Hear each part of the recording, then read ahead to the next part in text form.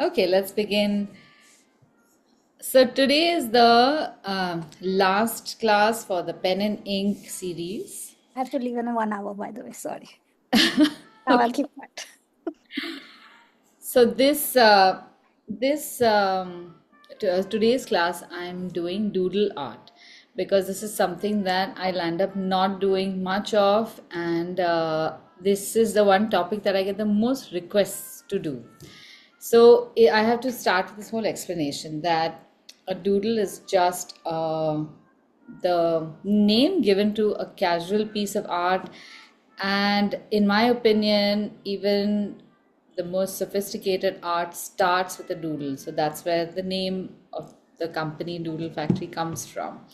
And it does not have to be as formal as people think. All art is accessible. So that is the whole idea behind the name of the company. But there's one thing that I do not like is the word doodling. Somehow it seems very obscene, doodling. It doesn't feel like it has anything to do with art. So I keep correcting people and I say, okay, at least call it doodle art, because doodling just seems like lazing around and just twiddling thumbs. Something about that word doesn't work well with me. So, we will be doing some doodle art, and I want to give you a little bit of background about this and why this is good for everyone. So, this is going to be my next book. I've almost finished it. It has to just be Oh, printed yay.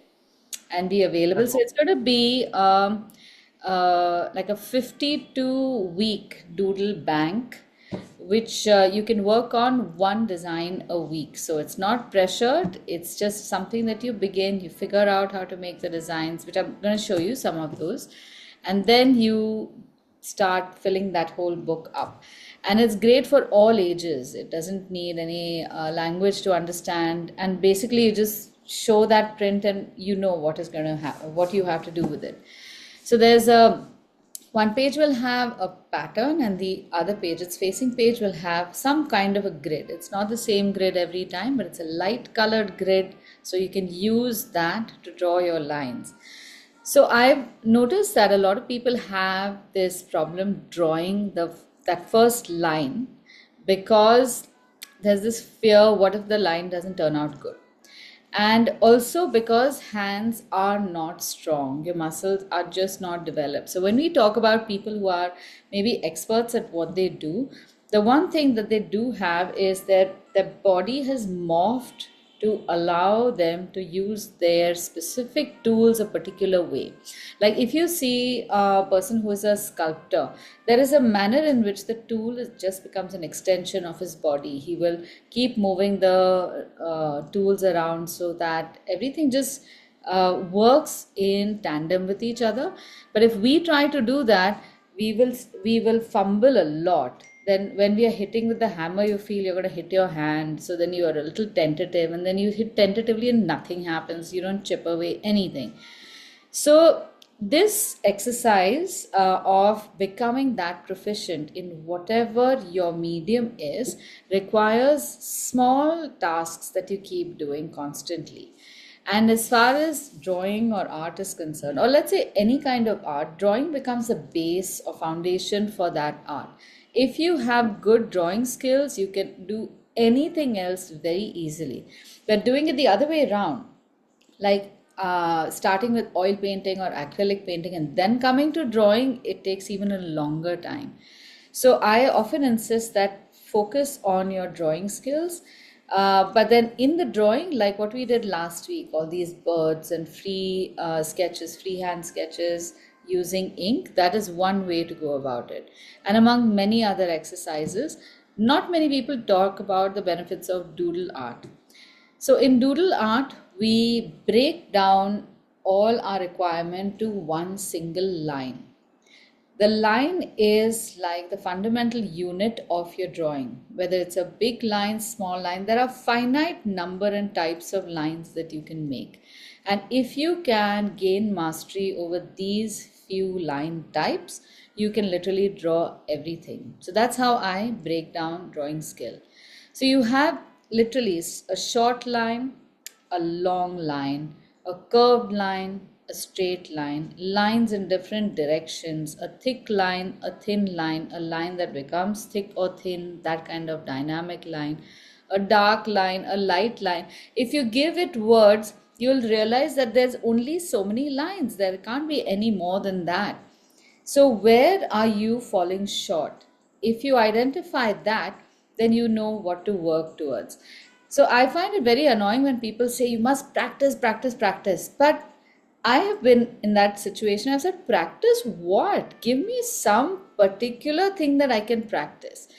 And then when I started doing things and when I started teaching, I realized it's very easy to give a specific thing to practice, and that if you keep doing that at the end of a particular period of time, that practice is going to guaranteed give you some results. So, one of those practices is making these doodle textures. So the textures we are going to make, you can either make them in pencil, ball pen, your dip pen, micron pen, fountain pen, anything that can make a mark. So as we go along, if you want to change pens, I leave that to you. This is like a very democratic art form. It does not have to, you don't have to please anyone. There's no right or wrong. There's no perfection, imperfection. But in this, there are a lot of ways we can build in certain rules for ourselves and start making those textures in a particular, very, very methodical manner.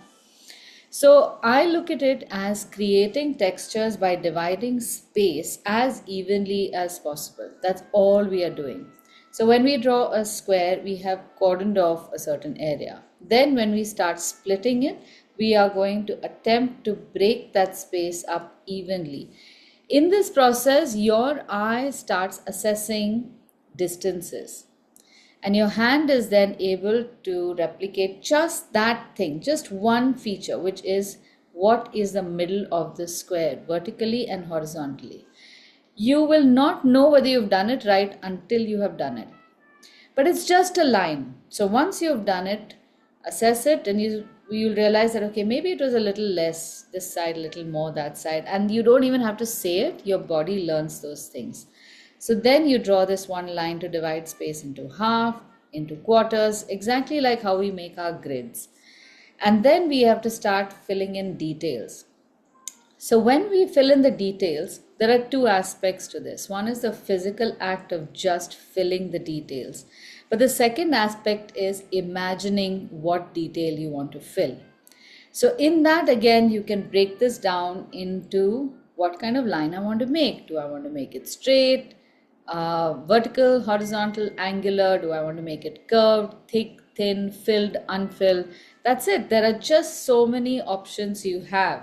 And with that, you can create innumerable, almost infinite textures. So let's start with one, and I'm going to show you as we go along how this will work. So I just want you to keep it in mind that we are not just building textures.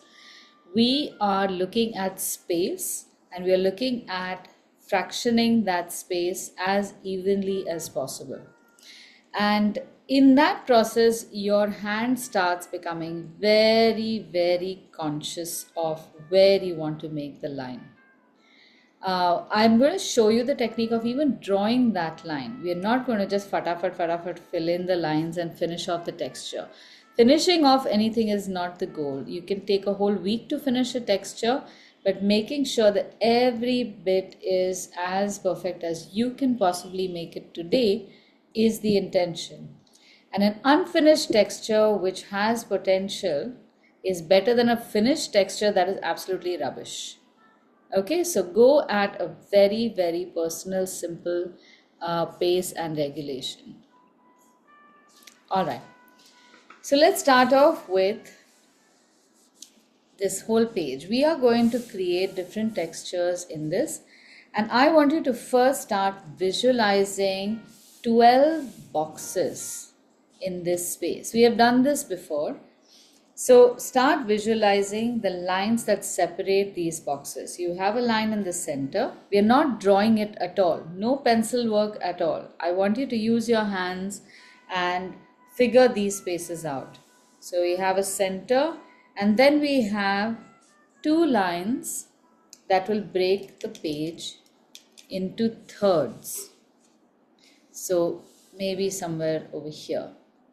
The more you draw with your hands, the more you start seeing those invisible lines in place.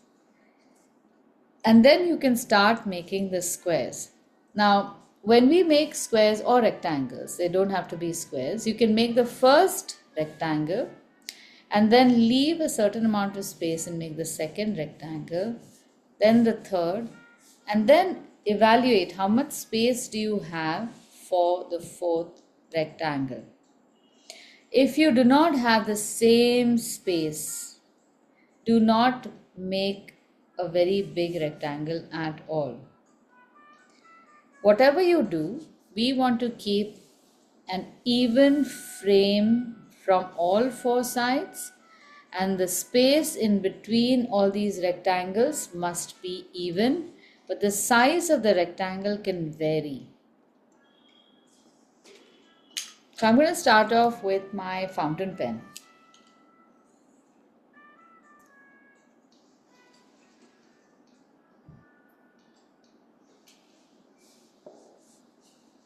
So I get a general idea of where I want my rectangles to be.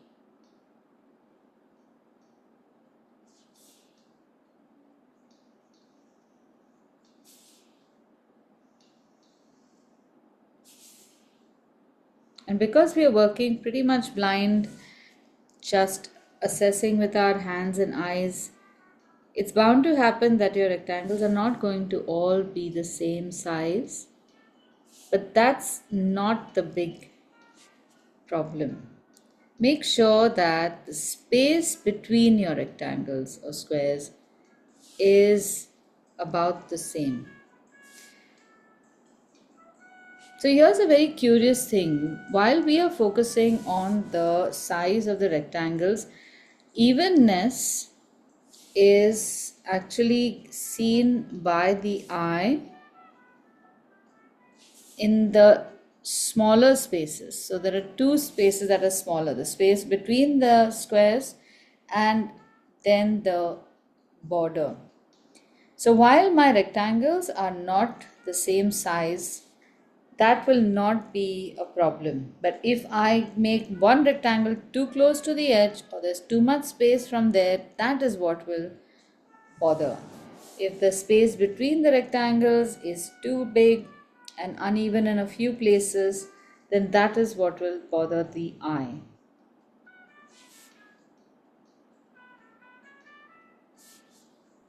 My sketchbook is small, so can I make only 6 Yeah, you can make 6 and then maybe you can make it on a separate page separate sheet? if we Okay. need it. Yeah. So even the 6 that you make, the same rules apply.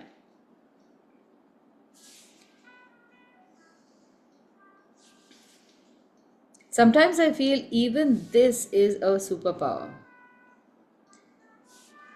Being able to assess space and distribute it evenly.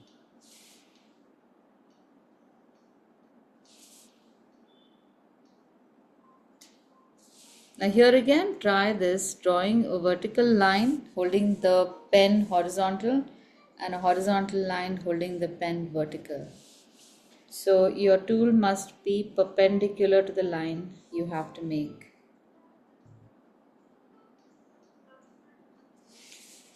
Now at the bottom I might have a little extra space, but I don't want to make my rectangle too long.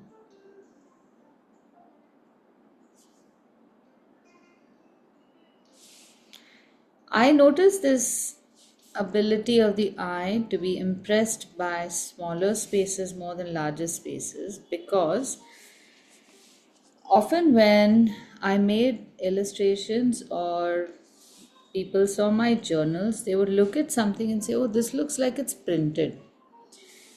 And that always used to fox me because I wondered what factor in those illustrations did I manage to achieve so well that it gave the viewer um, the maybe the illusion of it being printed. So what do they see in printing?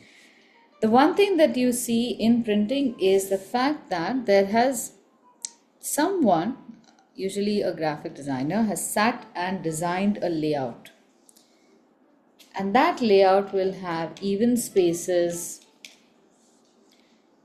objects that are aligned properly.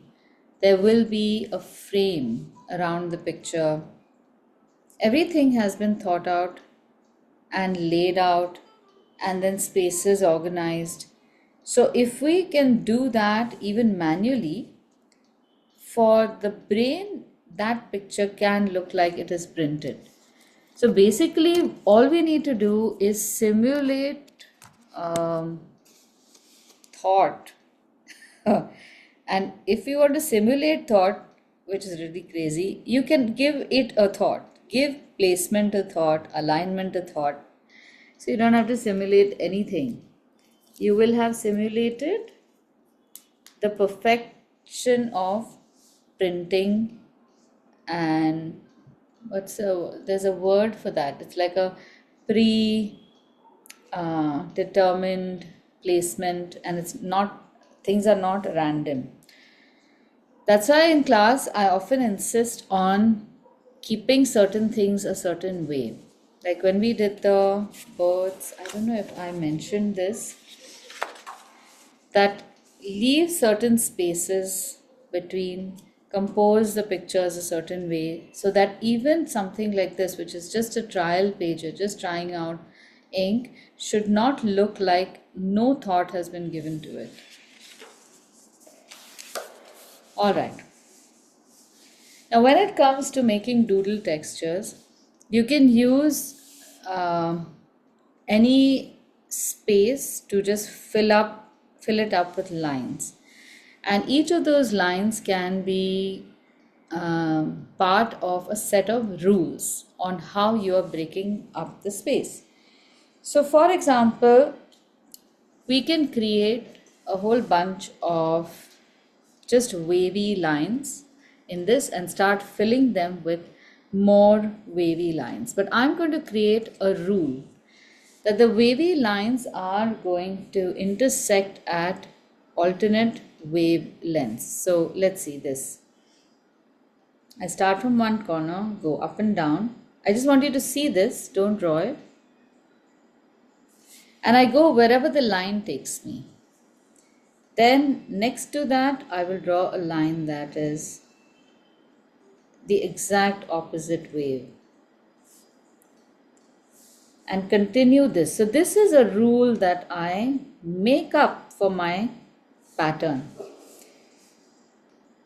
And I'm able to create some kind of texture following this rule. So I imagine that this is exactly how designs would be made if a computer would be programmed to do this.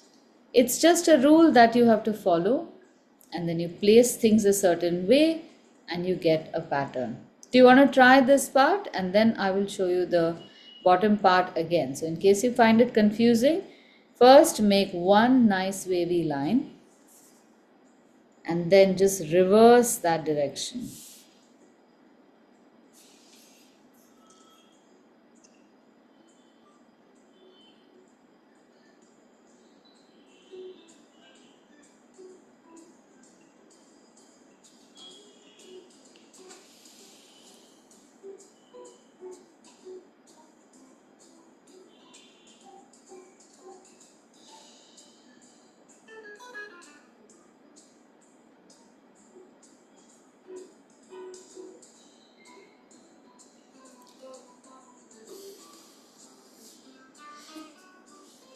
So while you're drawing this, your brain is pretty active and you're focusing on direction of line, length of that wave, and controlling where that line is going to come and make contact with the previous line or the borders. And all these things are so significant in strengthening your line.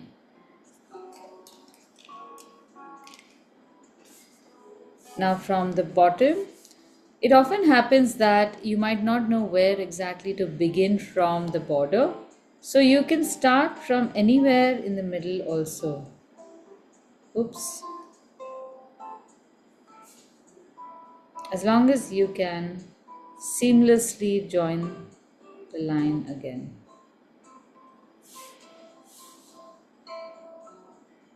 And in time, you will be able to see where this line should go and where it should then, by that logic, emerge from. Like the trajectory of the next line, I will be able to assess before I draw the line. After you have done enough of these textures.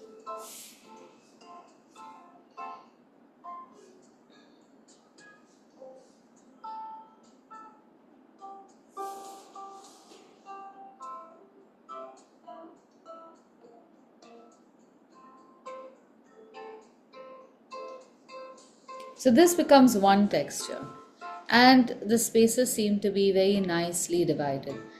Now to this we can add more lines by further dividing this space into more parts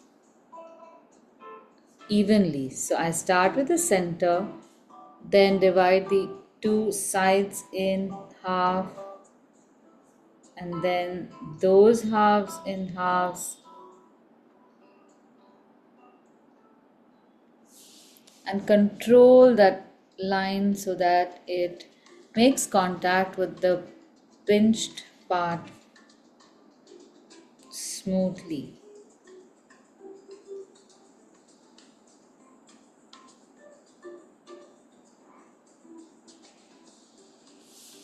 Then you can also make lines from one side to the other,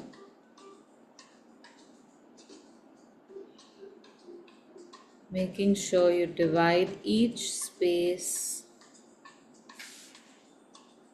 very regularly.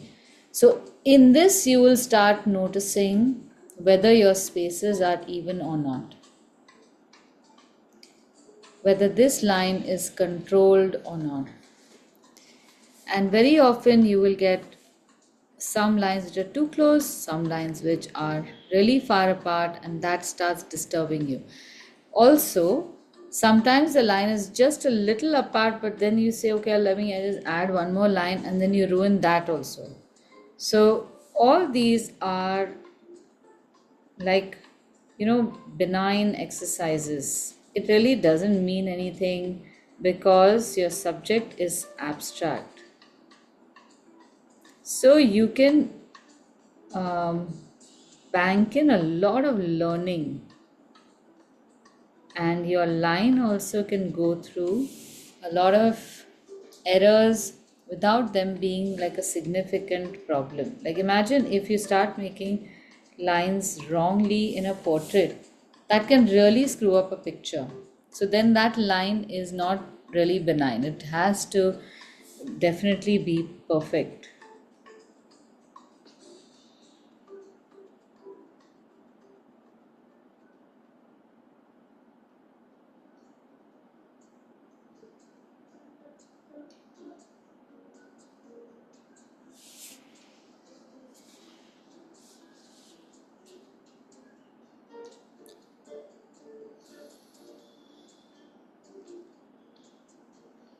So these are slightly longish lines, and if we were to think about the kinds of lines we make in um writing, we rarely make lines which are this long. So already the length of these lines will make your hand work a little harder than it is ever needed to just when writing.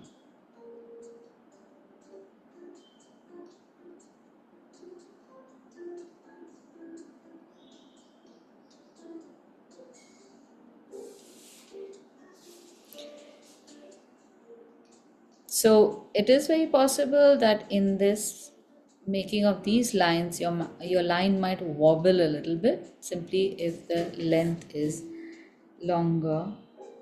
Not if, because.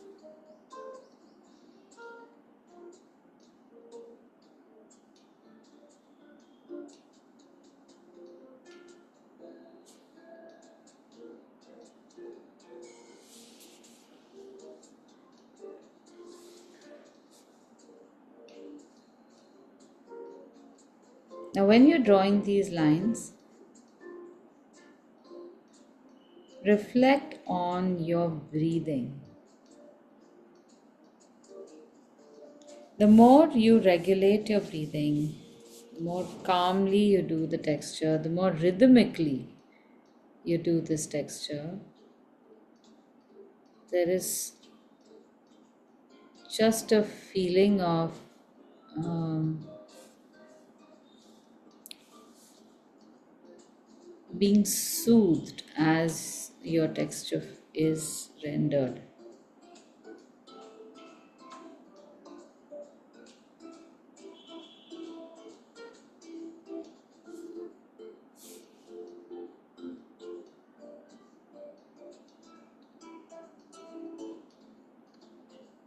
So, this was my time pass in exactly uh, 2002 when I was expecting my first daughter, and I couldn't sit for long hours doing art at my desk, and my mom absolutely forbade me because it was first grandchild and whatnot.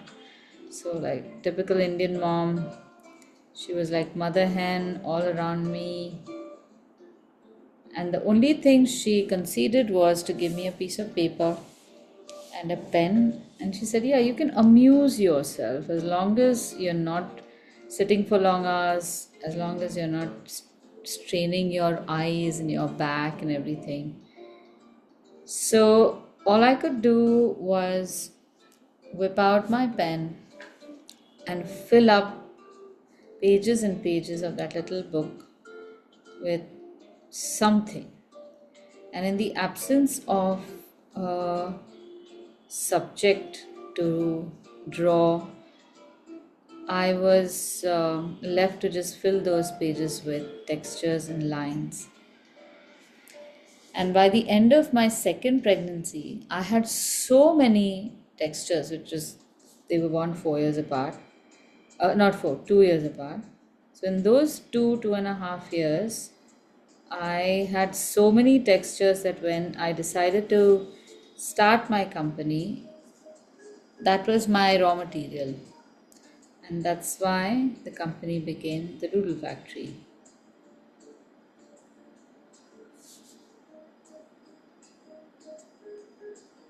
So I was happiest making these patterns for just my brain to not explode from not doing anything. My hands were very, very fidgety all the time.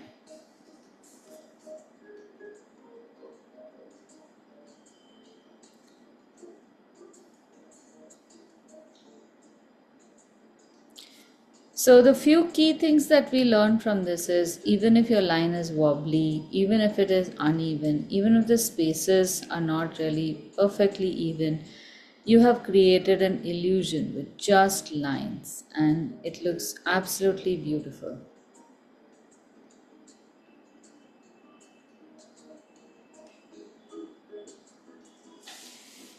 Now, the next texture can again be um, a texture that you can break up space with. Since we have this box, in this box we can make scallops. This is my one of my most favorite textures to make. So I would start making these inverted C shapes, but of course I want to keep the pattern regular. So I will make a few dots at the base. First at half of the width, then at quarters, then at eighths. And within these, I'll start making this shape. Now, when you're making this, you realize in order to make this properly, you have to repeat the same action of your pen. The pen goes exactly the same distance up, turns at the same place, and goes down the same way.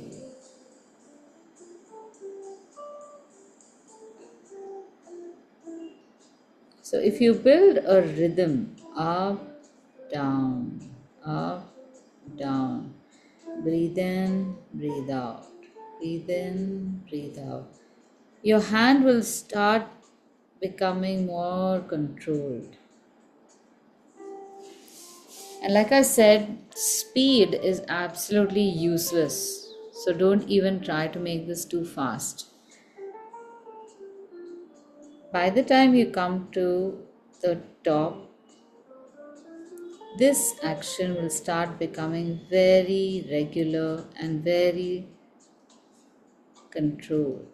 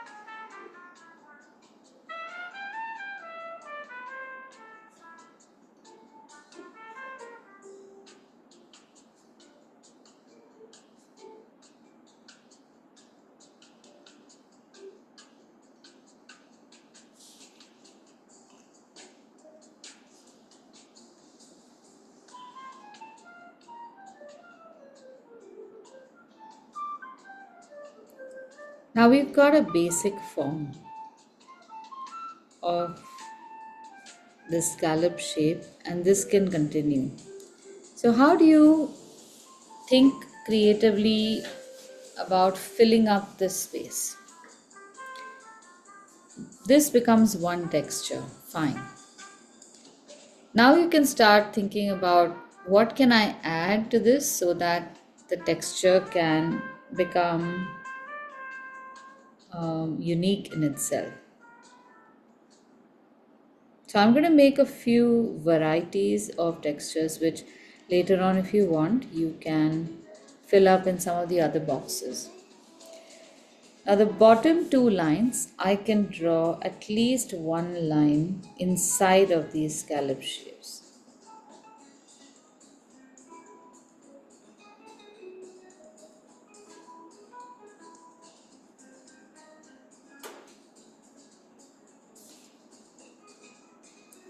And when you're drawing that, you make sure that each of those lines touches the points on both ends where it's supposed to, and again your hand has to make a line which follows perfectly inside that scallop shape, and not just do it fatafat so that you finish it off. So this whole parallelness of the lines is what will make the texture look exquisite.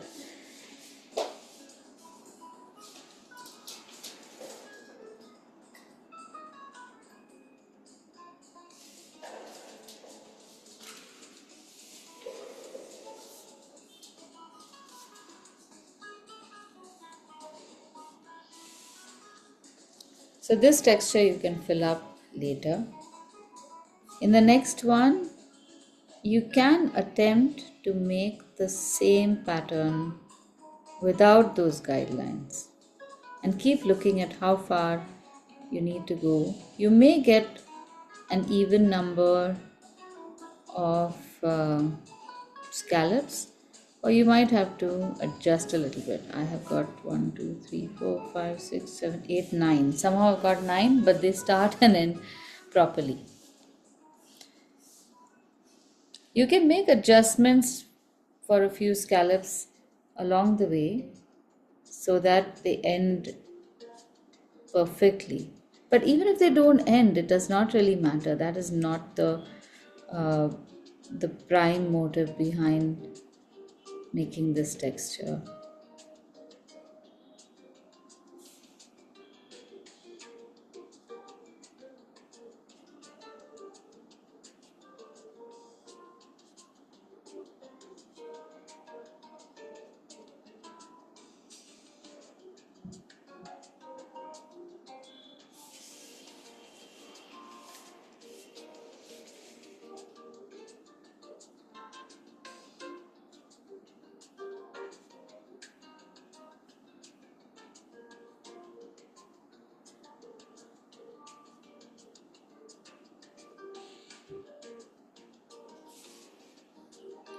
Now, in this one, when we make the same kind of shape on the inside, this time you can color it in. And both these will look very different. Or I could make one more line inside and color that part in. So, three lines is also a new concept, and the space from the joint to the smallest line, if it is colored, that is yet another type of design.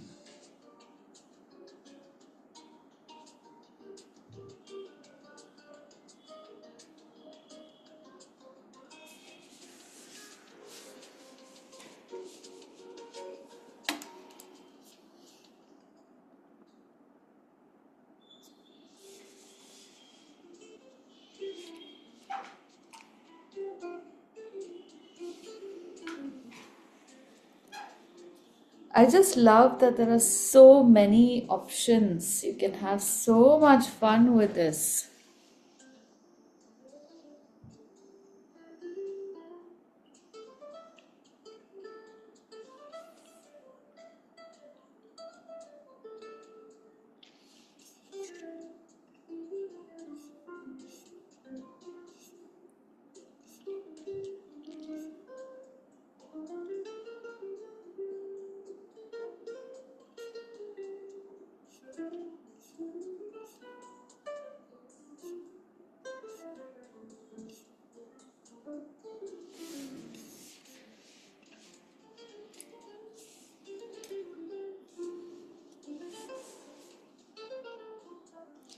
Now, in this also, if you want to make another variation, you can make a different kind of scallop that is bending downward. These are bending upward. We can make some bending downward. Or, of course, sideways. All that becomes a different texture. We can also change the proportions of the scallop. They don't have to be round, they can be a little long. That can also be one shape. So, the same thing when you change direction, size, and its own shape becomes a different texture altogether. So, let's try one more in which we will make the texture more likely. Aditi, post-its are ideal for this. You can carry it anywhere and just keep going Absolutely. one by one and then stick it into a book. Yeah, yeah, yeah. And you get a nice colorful page also. Absolutely. So, this is another way that you will never get bored waiting for delayed flights, sitting at even at restaurants that are getting too much food. And I love that these moments sometimes can stress you out so much because you're thinking, okay, now the flight is delayed, now what am I going to do? Empty brains really contribute nothing. Better than that, keep the brain occupied. And the best bit is it's not just occupied. Because you're doing something, there is hope for gratification. I love that about just art in general. And I wonder whether it's a similar gratification, if it can be quantified, as finishing a book. I somehow don't think so. But then I'm not much of a reader of books anymore, which I regret also.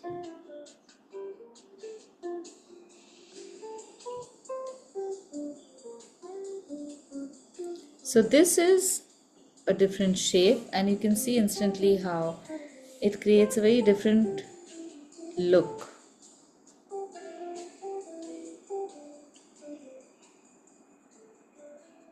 And here the rule is make these pointy leaves, and from the tip of that point you will throw out another leaf about the same size all the way up into space.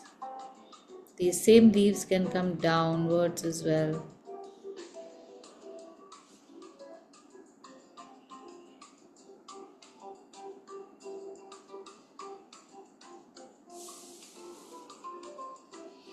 So within these four, we have made a long line, a short line, a medium sized line.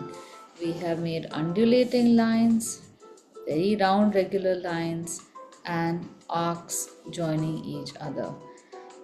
These are significant differences.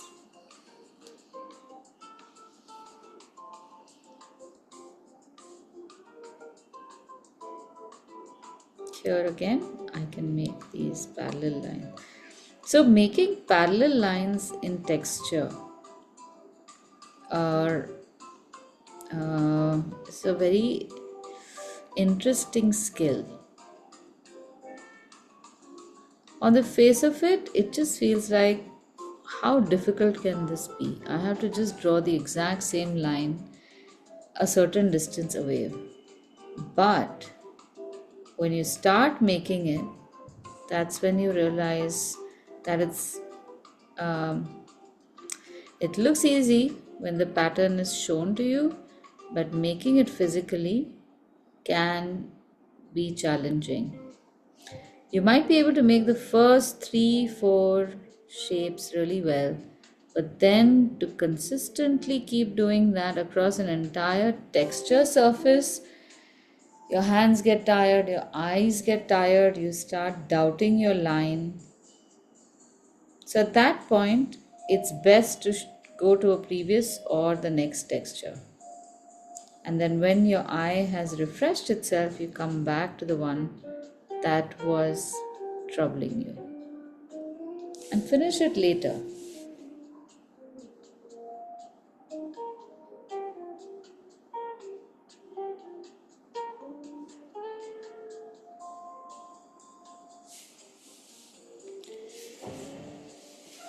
Okay, so these are textures, and there are many like that which you can make in a free space.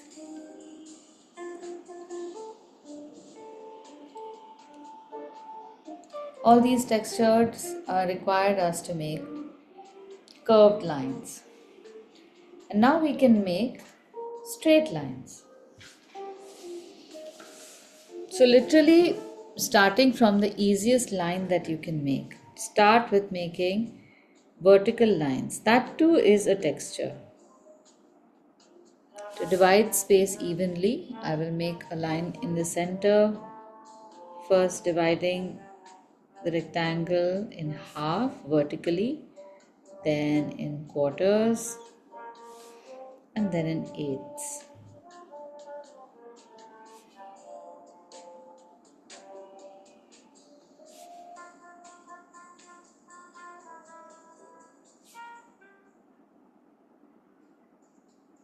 So technically this also is a texture.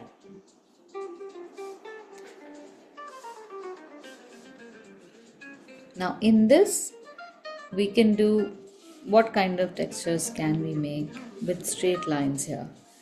So one of the easiest ones to make is the herringbone pattern, where you just start making lines at a particular angle and then just keep making parallel lines at that angle in that section, all the way from top to bottom.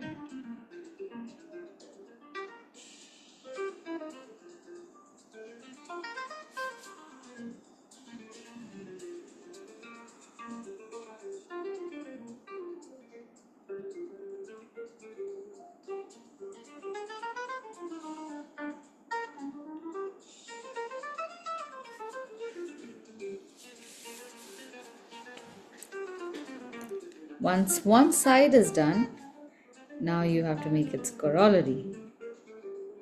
So you have to go in the exact opposite direction. Therein can be a challenge. Because the moment you change the angle, you can find yourself in some little bit of trouble.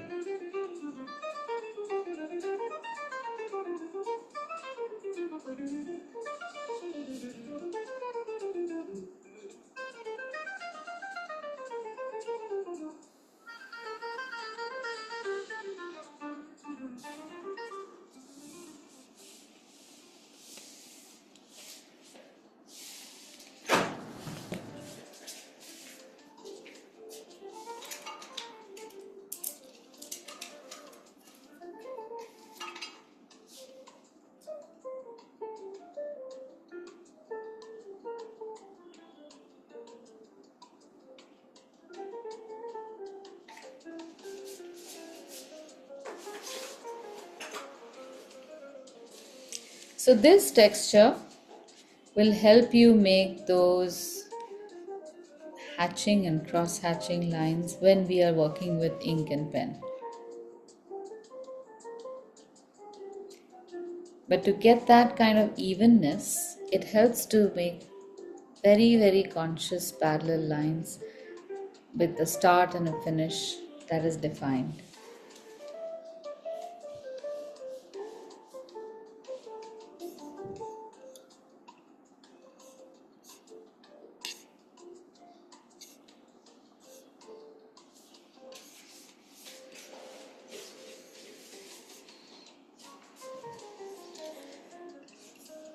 Okay, moving on to the next series of textures. I'll leave you to finish these later on. You don't have to finish them right now. So I can cover more. So like we had vertical, we can also make horizontal divisions.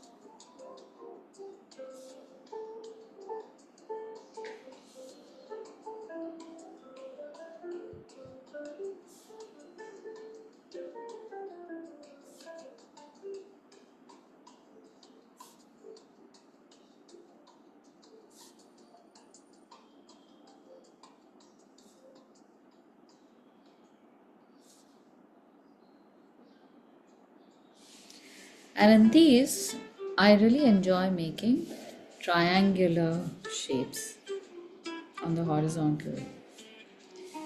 I can, of course, make those divisions, but I want to do this visually. So it doesn't matter that I have a particular even number of triangles as long as I'm making them, when they end over here, either the triangle ends down or up, not halfway. That is my goal. So as I come closer to the right end of the square, I will keep watching for how much space I have left and how much I should adjust the triangles, if at all, to make them fit. So at this point, I can see that two more triangles are going to fit here. I just have to not goof up, not make the last one too big or too small. It has become a little bigger than the others, but this is small difference. And then I will reflect the same zigzag line on the section right below. So this will give me a lovely texture.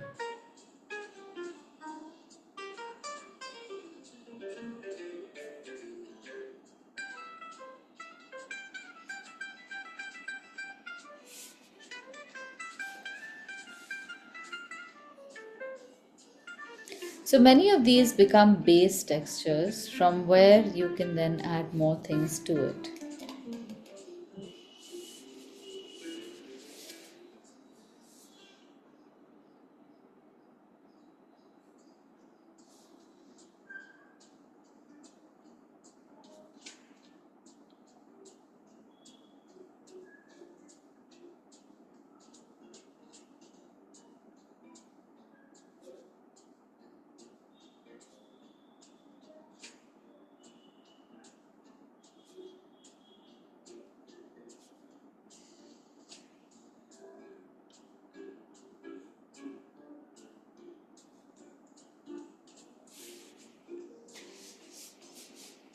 Now again in this we can add small lines in one direction on all the triangles that are inverted and see what happens. They're all parallel to the longer side.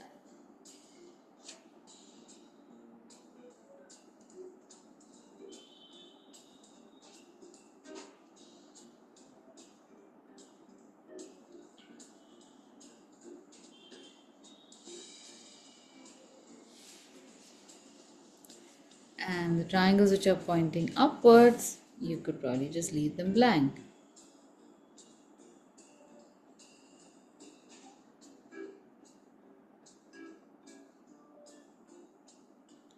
Remember when you're making these lines to make them very slowly. Touch the line to all the edges that it's supposed to. Don't be in a rush to quickly finish it. Doodle art can really teach you patience because you want that outcome to look a certain way. You don't want it to look shoddy.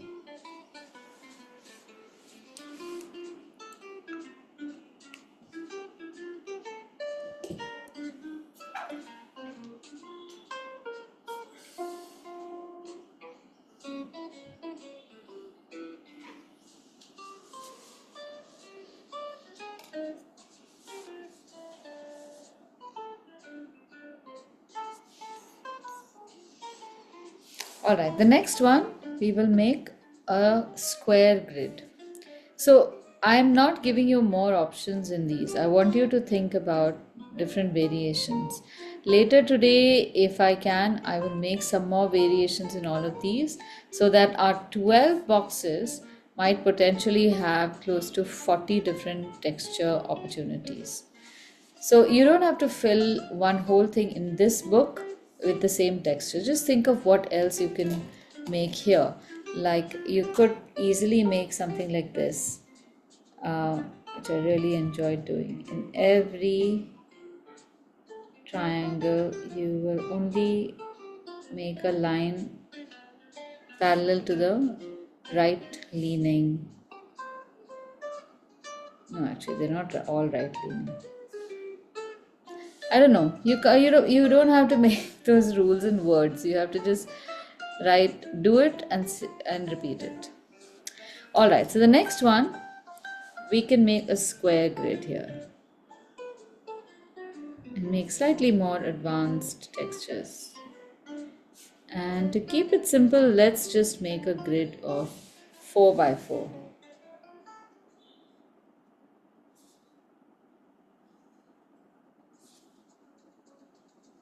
If you want to make it more detailed, you can make it 8 by 8, any number you want. Now in this, let us make alternate diagonal lines.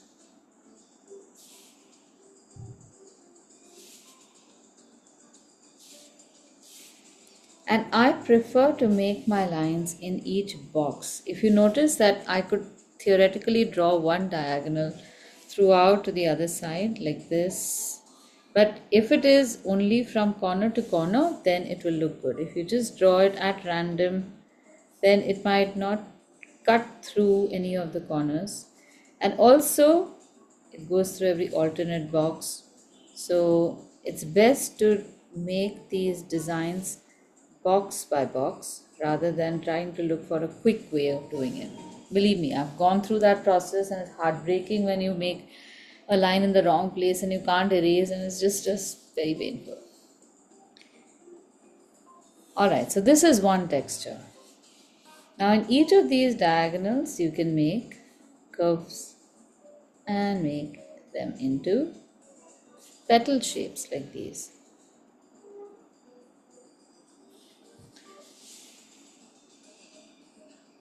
This is a pattern you will often see in um, wrought iron jalis, in window grills and grates.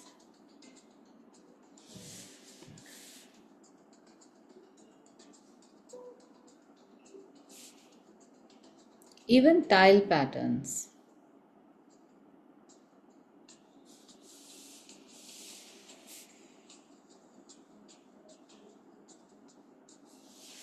So now our patterns are becoming slightly figurative in that we can definitely recognize a floral pattern in it.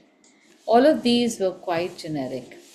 Not that it matters and doesn't mean anything, but it's good to see that you can take a motif like a flower and convert that into a regular pattern.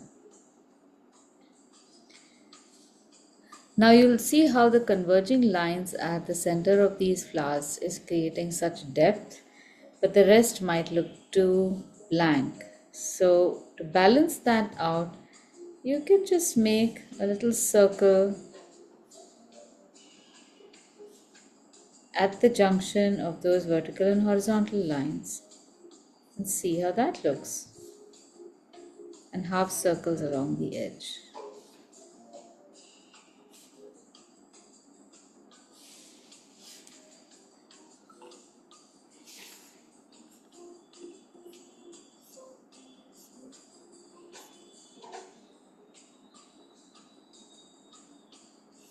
Now you can make these same petal shapes even without making the diagonal, and you can also make more of these to create an even denser pattern.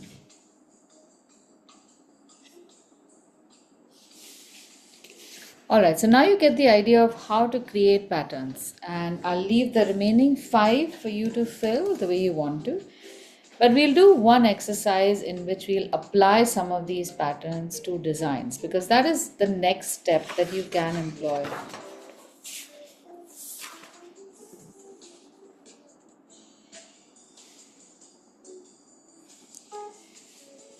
So if you want to create graphics which have got a lot of these very highly textured doodles, my process is to create very simplified shapes in which you can then texture using doodle art.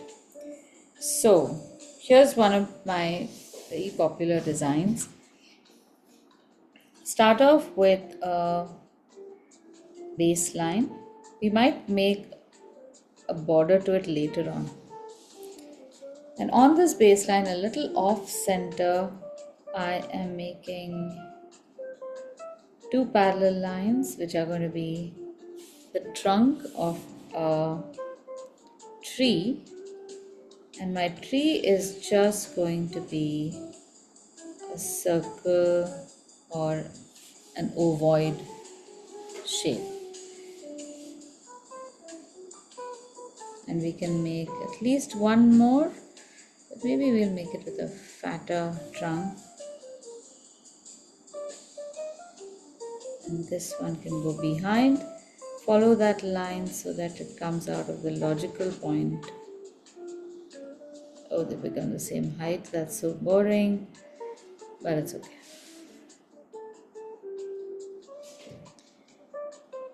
And then we can also make one hedge that is a circle as well. It goes behind the tree. One small hedge that comes next to this tree, and maybe another little tree here is also fine. So let's first draw the circle.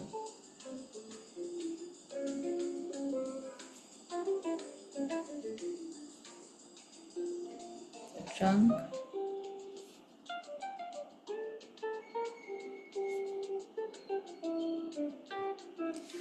Right, so I've made this space division, and in this I want to fill this up with texture. So what do? I want these to look like trees. I want to create some kind of pattern that is going to evoke the idea of trees. So we deconstruct what a tree is, and we got a shape. There's something that's very big on top of something that is narrow and tall, and that's what we find as a silhouette of a tree, simplified. And then we have to fill this up with a regular texture of something that is either roundish or is like a almond shape, and that should do. So we've already made a texture before that looks like leaves, something like this. So we can start off with making that texture. And it doesn't matter whether your leaves are big or small. I start making them from the center because I know that I can visualize a baseline right at the center. I won't be able to see it there. And then I complete the design as if I'm imagining all these leaves or leaf elements on a horizontal line.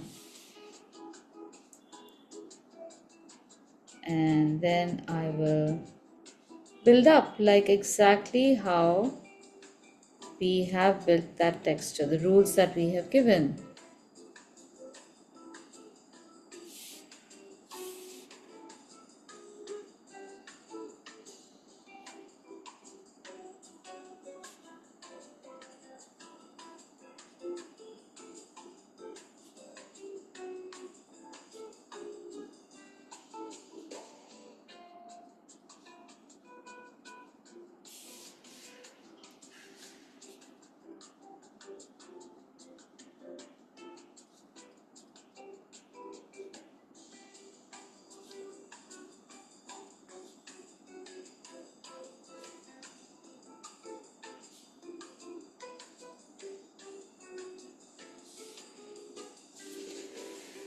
So this is how you can start making a graphic representation of a tree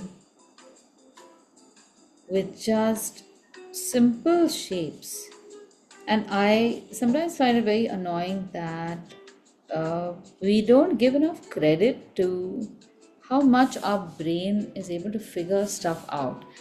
So I have seen artworks where they will make a proper tree shape with all sorts of details for their trunk, and then you will put in this texture, and all those details of the trunk and the silhouette of the canopy itself is very detailed and very pretty. And then that also you can't appreciate because suddenly you fill everything up with a texture that really is not needed. So when you're making any kind of art, you need to see what your artwork really needs. Sometimes you may not think something is obvious. Like if I were to hide this and if I were to just draw something like this, it could be mistaken as a lollipop. It could be mistaken as maybe what else? Something round that is sticking on top of a stick. How many things are there? Chances are, given the context, you will think of this only as a tree and very few other things. And it might take 2 seconds for you to realize that, oh, okay, this is a tree. All right. There are probably 5% people in the world who won't get it even with this because they want something that is more recognizable. But that's perfectly okay too. For them, that whole realistic illustration makes a whole lot of sense. But you don't have to compromise on your design sensibility in order to completely please 100% of the people. That is never going to happen. So you might as well just be authentic and do something that is right by you. Don't worry about whether or not people will get it. And also, whether or not they'll get it instantly, they will not. But in the end, there is very little that they will mistake your abstract textures for.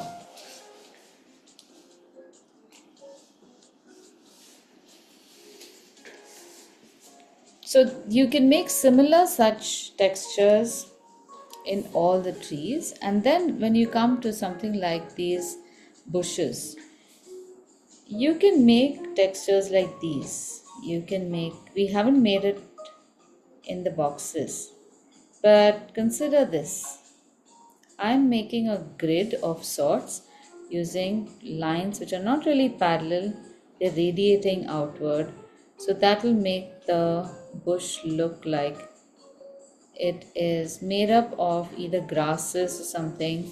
Even this is a texture. I really don't have to do anything beyond this. But how about adding something like nice long leaf shapes?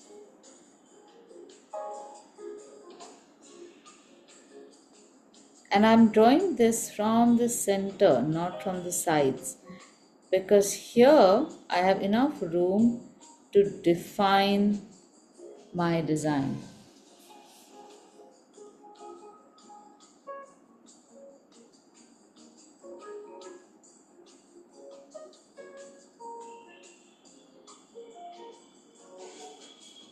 You could also use the herringbone design here.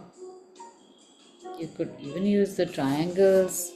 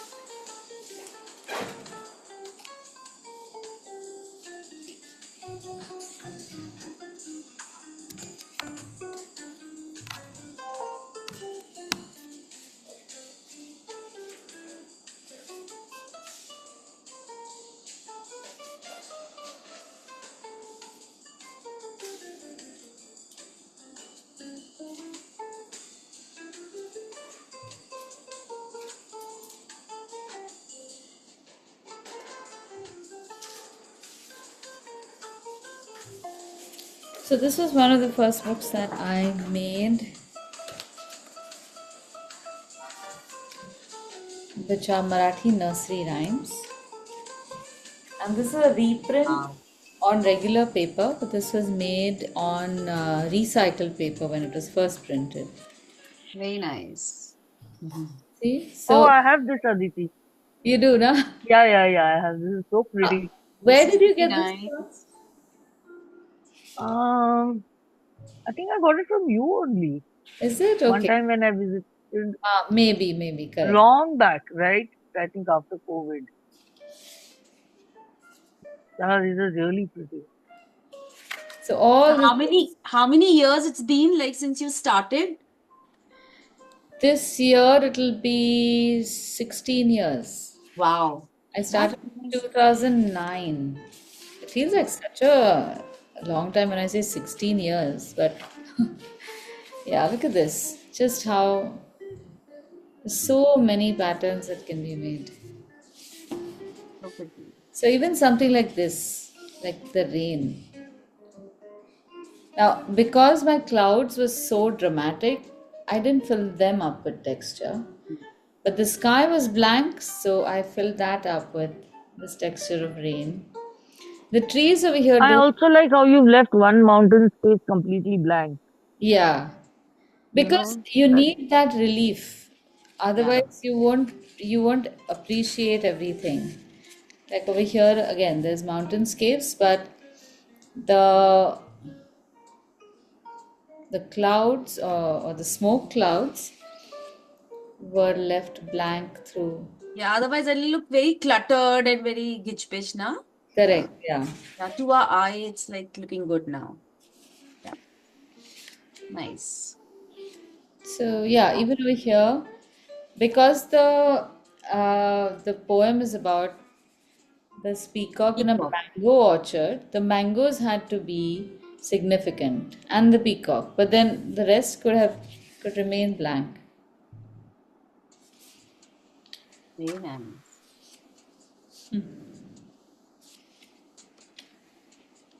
Yeah, it's so much fun to make these. Mm. So the other texture that I really enjoy making is spirals, and I've found that spirals can be good fun and sometimes very painful also.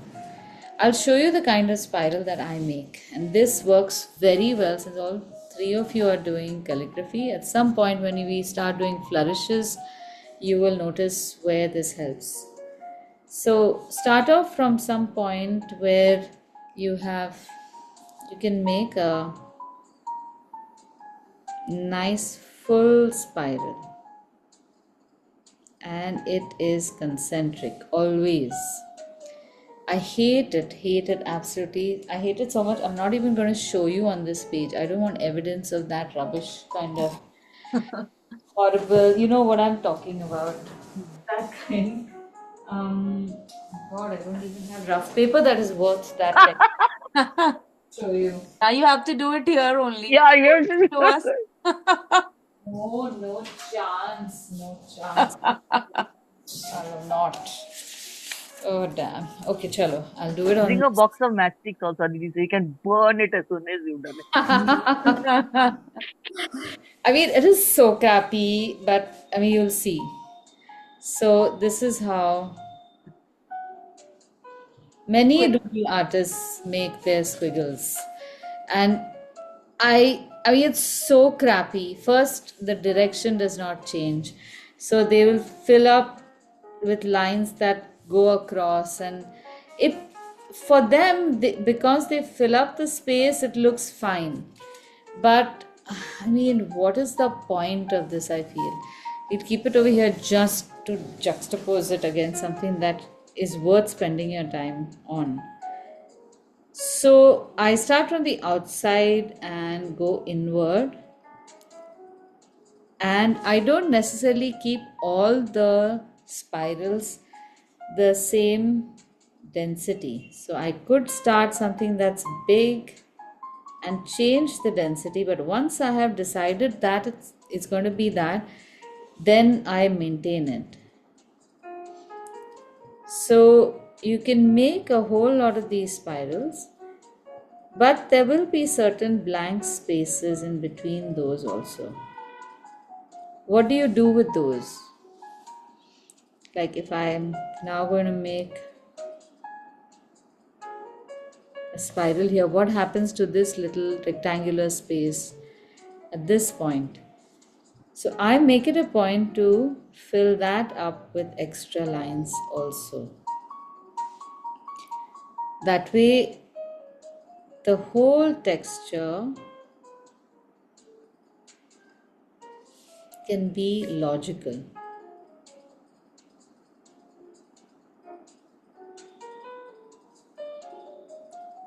Also, it helps to keep changing the direction of where you are starting your spiral from. If you keep all of them clockwise and all of them starting from the same point, that pattern is so mechanical, and in a way I think it's insulting that you create something that even a robot can create.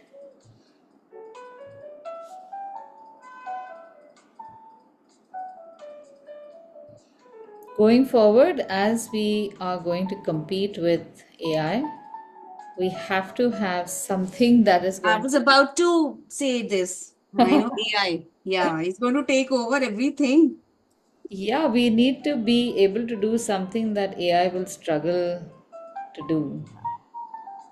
Actually, we need to teach our children. They are not ready to do it by hand. Yeah, I mean, The new generation. true.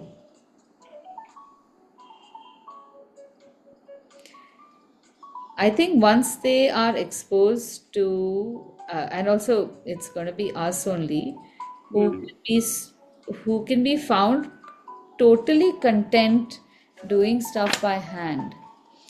That when the kids see it, they will probably emulate. And Yeah. that's what happened with my girls. Okay, now look at the difference between this and this. Yeah. I mean, it is a space filler, but it's like those cheap cotton mattresses, now.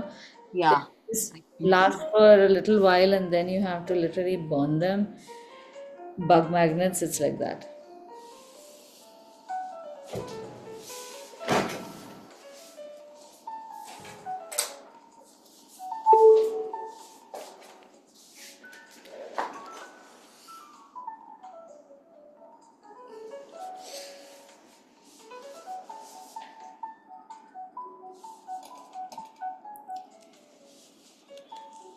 So, yeah, this is the beginning of Doodle Art, and I will share a few more textures with you to give you some inspiration through the week, and try filling these out one square a week.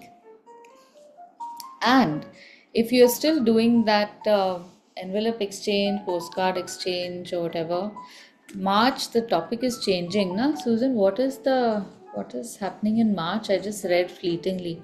Every time I look at my phone, there are 96 messages on that group. And I'm like, which is the significant one? I don't even realize what is happening, which is great. I'm so Yes. happy. Envelope exchange is really doing Yeah, well in terms of Yeah. messages. Yeah, yeah, we I get a love little too chatty on that group. yeah, see. very chatty, very, very That's what chatty. Yeah. I But think that's so what many ideas. It's like, correct, and there's so many people doing so much wonderful work. It's like so nice to That's see. true. That's true. So And different from each other. everyone has their own aesthetic. correct, Yeah, That is really nice because you can just like ping off somebody's idea yeah, and do something that's yours. So it's correct. really correct. nice. It's And really I love that whole interaction. It's like that group is like a whole gaggle of yeah. Yeah, when women meet. It's just like constant, everyone everywhere. It's wonderful. I love the energy. really, So we really are nice. doing something for March. It's not yet Bookmarks decided, we are but doing. I think ink and watercolor is everyone's favorite right now because of last week. So those are the we in fact this time we decided we'll have three popular topics. So we put it to vote and think we have ink and watercolor. We have what else? They're doing stickers. Stickers also. Stickers. Because Yeah, we are doing stickers and one more.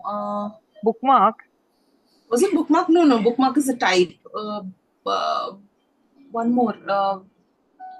what Travel. is it? No, there's one more. I wrote it in the chat. So basically, we need to select a topic and the type of. I mean, on Right. what are we doing? Yeah, Oh, is it an envelope? Is it a postcard? Is it a recipe card? Is it a bookmark? Whatever. right, right. So we're going to transfer that onto some sort of a consistent thing. So you don't have one person sending a bookmark, another sending a greeting, a third Hmm. sending an envelope. So just to keep that consistent, we've kept the type consistent for a month, and given now this month three different topics you can pick from. Good. If you are doing bookmarks or stickers, just put in a word on that to avoid laminating any of those. Okay. Yeah, Because that's an extremely unfriendly, unsustainable method. And for something that is a craft project, we should not be using lamination. If your artwork gets destroyed or bruised or has to be discarded, it's perfectly okay. Make another one. That's the whole point. Yeah. The lamination is going to preserve that piece for like 4,000 years. Do we really want to Yeah, Yeah, planet right. that long? Maybe not. yeah, So just put in a little note on that. yeah, I know that everyone feels, oh, it's just it's so, I made it so well and I don't want it to be ruined, and then fatak se put plastic on it. But maybe we can change I that. think you can yeah, just put a general this thing saying don't laminate any of your work. yeah. Yeah, yeah, No, that but Because even if you make a can big See, we one, then put you can a laminate it and make it into a cellotape? table mat or something like it. That's so tempting. And make a set of table mats. no, paint on Uh, cloth. Use cloth and paint so something on yeah, that.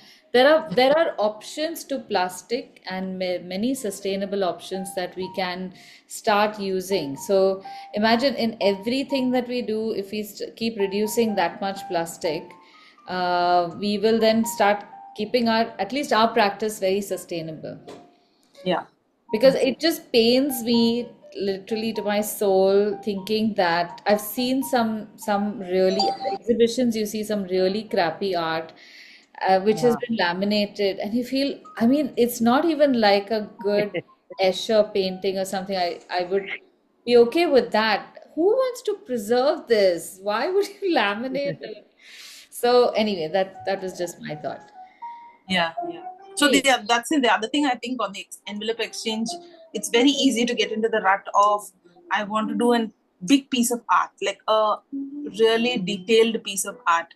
So I want to kind of move away if possible as a group, because we're doing this exercise often. If we start investing too much time and too much Yeah, effort, what's going to happen is damage, loss, all these kind of things are going to affect the joy of Yeah, making the art. yeah, We correct. can do artwork. I mean, we're not opposed to doing detailed, wonderful art, but in this exchange, we should limit it yeah, to the fun stuff, the yeah. stuff that No, and now also I keep know, it to a regular postable size. Like, not have yes, A4 size things to post, which are definitely yes, going to get crumpled and, yeah. Actually, yeah. Hmm. No, so even that, for that this doesn't envelope make art, sense. I think not envelope, postcard art. I think generally there's been a lot of disappointment from not immediately getting delivered, Yeah, Yeah. and I think just generally, and it dulls the sense that you tend to feel like, oh, why should I do this now? Yeah, it's not That even sort of a thing. So that's why I've been Not trying to tell weekly. everybody, let's just give India Post its yeah. time. It will yeah. No, come no, when but it I'm like comes. really impressed. I'm very impressed. I sent out 15 cards and 11 have reached. So I'm like just, Good. Yeah, yeah, yes, exactly. That's what I'm it, saying. but I think So, it made a difference that I posted it at the GPO. Yeah. I think that But made a difference. see, that's correct. that's how you can figure out what channels Yeah, work and what channels may not. And if also you send a huge bundle, there is a percentage of success. yeah, One has fun, like huh? 50-50 Oh, chance. right. So Correct. Hmm. it shouldn't be that way. But also at some point, Susan, you could introduce the idea of doing a detailed piece of art which can be photocopied on good quality paper. Mm, mm, So mm. she's done So, that. No, first Yeah, set of she's done The envelopes. that. first one that I Yeah, sent, the first set because of I wanted to envelopes. encourage everybody to get started, I photocopied my art and I sent it to all the others who were not in. I mean, I was not paired with. right. So you could do the same for detailed art. So maybe a couple of months Yeah, down the I line, also sent my postcards of the birds to everybody. Mm, The mm. you could, print, color print. one second. Hello. Hello. She was there. So that's the music outside. Yeah, it's 11. He's supposed to come at 11:30. Oh, really? Yeah. Oh, I didn't know that. Okay, fine. That was it. All right. He wouldn't know. Okay. So yeah, so that was that. So also this idea about doing detailed art, I know I would be the person who would be very excited about doing detailed art and not be able to finish it, and then disappointed that I'm sending it only to three people. But I do not want to make anything that is quick. So then that photocopying can be a solution. And that way, then one bunch of people at least know how that can be done. So that is another exercise that if you feel is whenever the time is right, you could probably introduce that and insist that everybody look for your local photocopy guy who might Correct. be able to make multiples for you. That adds one more layer of Yes. expertise. Yeah. Yes. Ah, that's a good idea. Hmm. Mm. Yeah, because sometimes we just don't try and then Yeah, we assume that it is difficult. Yeah. But when you try, you Actually, suddenly realize that it's way too simple. Why Uh-huh. didn't I do it? Yeah, and there are somebody in the group will have done it. yeah, Yes, So they know how to go about it. You wouldn't know whom to even ask. You think that printing is a very sophisticated process, correct, that you need to know somebody, you need to have a digital setup and all of that. But now you don't. It you is don't. very easy to get that done. correct. You can photocopy it easily. Hmm. Yeah, yeah. In fact, I sent Yeah. Garima one of my Yeah. photocopy envelopes. Yeah, and I loved it so much. It's Then so I, easy. Just yeah, fold it up and actually. Yeah. Yeah. You gave me you this hold it. idea. I mean, it didn't even click me that I can photocopy we have a photocopier, colored photocopier. Yeah, yeah. Color photocopy. Yeah. That's it. That's it. Yeah, exactly. So yeah. Cool. Okay, so Garima, I'm going to be in Delhi from 4th to 7th. Okay, So I okay, was going to tell you and Ritika if you all want to meet up, then we could coordinate something. I'll put it on the group today. I've okay. fixed up. Fine, fine, fine, fine. All right, chalo. I'll see you then next Bye week. bye. Yeah, yeah. Bye. See you. Take care. Bye bye. Bye.